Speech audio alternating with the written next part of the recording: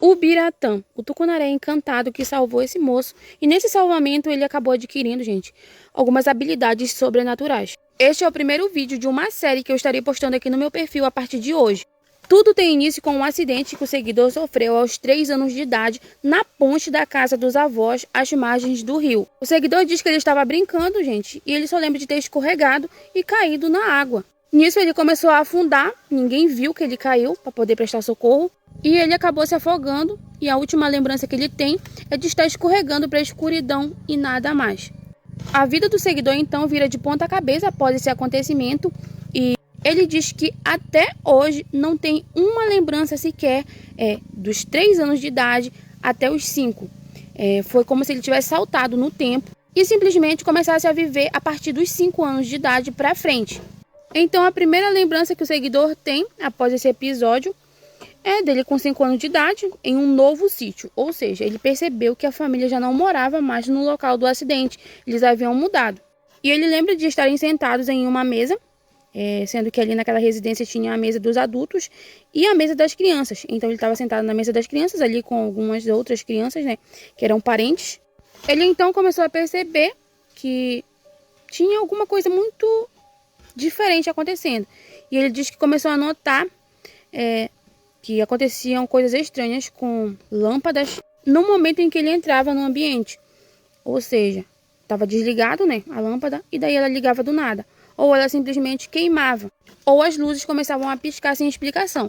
Logo de início ele pensou que poderia ser simplesmente um problema ali na rede de energia, mas o tempo foi se passando, ele como uma criança não sabia explicar tudo aquilo que estava vivendo, mas daí ele começou a sair para explorar ali ao redor, e ele e os primos ali, os irmãozinhos, acabaram descobrindo um igarapé.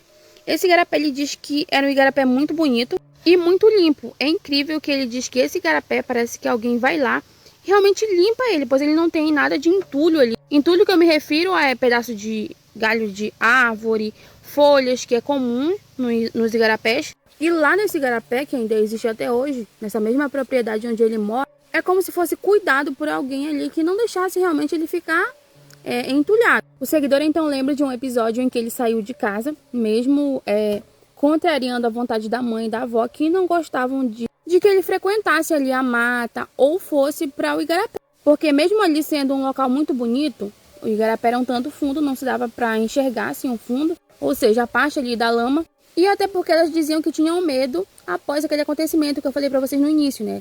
Do acidente que ele caiu da ponte, quase que ele vai de arrasta. Mas mesmo assim, por teimosia, ele foi sozinho. E é aí que ele vai ver outras coisas acontecerem. Ele diz que no momento em que ele entrou na água, sentiu como se o corpo estivesse ficando leve. Tipo assim, como se ele flutuasse. Ele então mergulhou para baixo d'água e começou a tentar alcançar o fundo do igarapé. E assim, gente, ele começou a olhar o que tinha ali no fundo, né? A parte ali da lama. Creio eu que aquelas casinhas ali de sarará ou de maracanim, que é tipo um bichinho da região amazônica que dá na lama, que faz umas casinhas assim, parecido com um caranguejo ou um siri. E juntamente, gente, nesse fundo do igarapé, ele começou a ver ali muitas moedas brilhantes e joias. Joias que pareciam ser joias de uma mulher. Ele então ficou olhando tudo aquilo ali, tipo, impressionado com o que estava vendo, mas em nenhum momento ele tentou, tipo, pegar alguma moeda ou alguma joia. E assim ele permaneceu olhando tudo aquilo ali no fundo daquele igarapé. E chegou um tempo, né, que ele se cansou e desejou voltar para casa. Então ele boiou. E quando ele foi ver a hora, já eram 3 horas da tarde. Ou seja, ele ficou a maior parte do dia no fundo do igarapé. Que para eles pareceu segundos. Na verdade, foram horas que ele passou ali sem se afogar.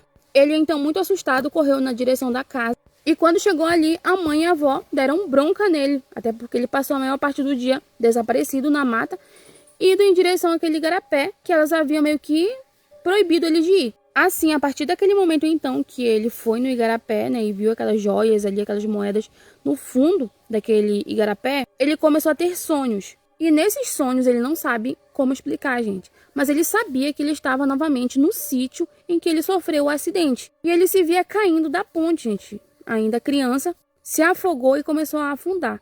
Só que ele via ali o corpo dele de uma criança afundando, indo em direção àquela escuridão do fundo do rio.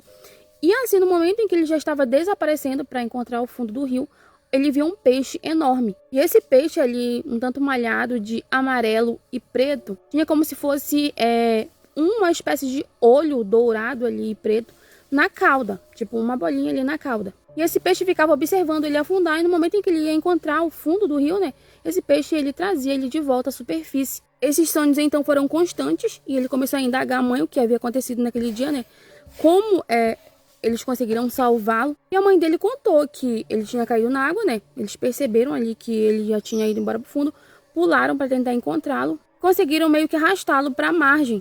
Só que a mãe do seguidor não conseguia tirar ele da água. Até mesmo eles pensaram que alguma cobra pudesse ter meio que tentado engolir ele, pois ele estava todo melecado de uma espécie de gosma e muito pitiu, um cheiro muito forte de peixe. E ela puxava ele, mas no momento em que ela puxava, a mão dela escorregava porque ele estava todo lambuzado nessa gosma. Ela então chamou o pai, que ajudou ela a trazer de volta o filho. Ele totalmente desacordado, tipo, eles pensaram que ele tinha até mesmo morrido, né?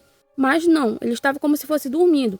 Então, creio que por ser interior, né, poucos recursos, como ele tinha batimentos, ele parecia estar vivo e respirando, eles então aguardaram que ele acordasse. Assim, quando ele voltou a si, depois de horas dormindo, ele já não era mais a mesma criança, ele ficou totalmente diferente. Lembrando vocês que nessa época que ele ficou diferente, é a época que ele não tem lembranças. Então a mãe dele diz que ele ficou, tipo, de uma forma tão esquisita que em noite de lua cheia ele não conseguia dormir. Era uma agonia, ele queria ir pra mata, ele queria ir pra ponte, pro rio. Inclusive o avô dele tinha que dormir dentro do quarto, junto com ele e a mãe, para poder meio que vigiar se ele não tentaria meio que fugir para desaparecer, gente, nas águas ou na mata. Mesmo após tudo isso, ele não desistiu de frequentar aquele igarapé. Só que dessa vez que ele foi ali, gente, ele foi acompanhado ali dos familiares, primos, irmão. E chegando ali, eles começaram a brincar. E ele viu nas águas daquele igarapé um peixe idêntico ao peixe que salvou a vida dele. Ele lembra de ter se sentido muito estranho, uma sensação assim, tipo uma nostalgia, que você tem aquele pressentimento que já viveu aquilo ali, ou que já viu alguma coisa, mas não sabe explicar de onde e nem quando. Era essa sensação que ele tinha naquele momento. Então, mesmo assim, ele entrou na água. Mas nesse momento foi como se tudo ficasse ali meio que quase que em câmera lenta. E ele se viu, gente, entrando ali na água. Só que já não era mais o fundo do igarapé. Não da forma que ele lembrava, né? Ali havia como se fosse uma cidade. Só que ali próximo a esse ambiente dessa cidade onde ele se encontrava, ele podia ver vários... Ele diz que era como se fossem tornados de água. Só que eles não eram violentos a ponto de, tipo, puxar tudo que tivesse próximo. Não, era como se esses tornados... Ele não sabia explicar, gente.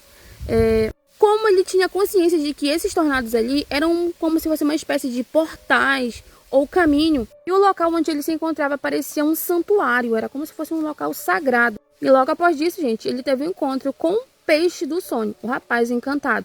Já comenta aqui parte 2 para poder trazer a parte 2 para vocês, sendo que esse relato é muito bonito, muito interessante. E eu quero trazer detalhadamente para vocês. Já curte, comenta e compartilha. Não esquece de me seguir aqui se você não é meu seguidor.